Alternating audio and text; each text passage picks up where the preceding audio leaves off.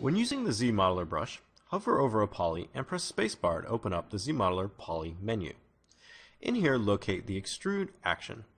Below the Extrude action, you'll see a series of targets in which the Extrude action can be used with, and then at the very bottom, you'll see a series of modifiers.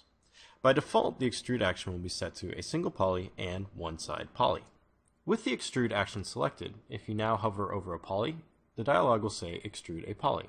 To perform the Extrude action, simply click and drag on your model.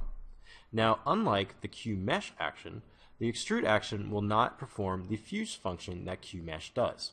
So as you can see here, as I am extruding this poly out along here, it is not welding with the poly beside it.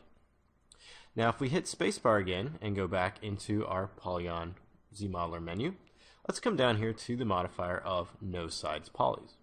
With this modifier applied to the Extrude action, if I click and drag now on the poly, you'll notice that it's going to duplicate the poly and then move it into space. This allows you to come through and quickly generate different geometry islands on your model. Another nice feature about this is that after you've extruded a poly into space, you can press spacebar again and go back into the ZModeler Poly menu, and then switch back to the one-side poly. Now coming to one of these areas or islands of geometry that are single-sided, you can simply come through and extrude the poly again, and now you have thickness applied to that poly. Another option that is in the Extrude modifier is the Step by Brush option. Now with Step by Brush turned on and you perform the Extrude action, you are going to get a step in the actual extrude based on your brush size. So this will allow you to get divisions to create items such as buildings and other elements on your model.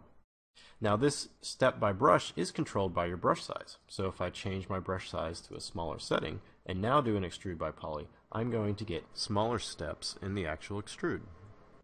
The final option in the Extrude modifier menu is the step size down here. This will allow you to come through and set a certain step size in which the extrude will be applied with.